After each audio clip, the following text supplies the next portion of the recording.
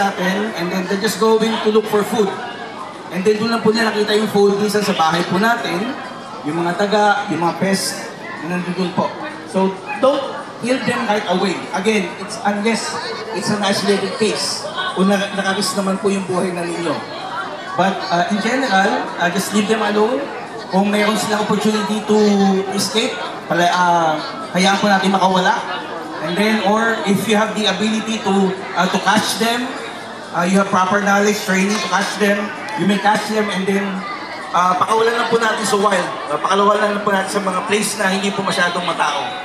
Or, last resort is to call DNR or to call proper people who can catch them and then who will keep them safe. So yun po, the next time na na-encounter niyo po yun, think about those things. Okay, may buhay din po sila, like your dogs, like your cats, and they also have feelings.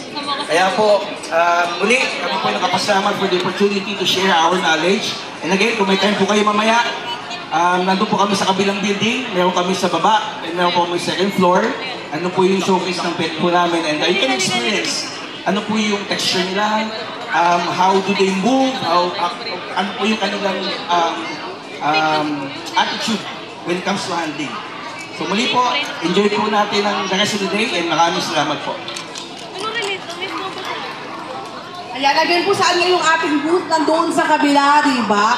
Para makita natin yung ating exotic animals. They are beautiful. Again, kailangan natin ng education. Hindi ibig sabihin, ahas yan, snake yan, naku kakagatin ka kagad. May poison, walang poison yon, no? Kailangan natin, ang ganda niya. Pupunta ako doon kasi I lost my...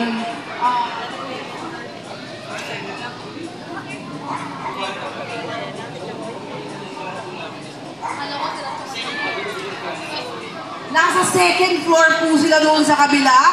I-check nyo yung kanilang booth, no? Para ma-showcase ang kanilang mga exotic.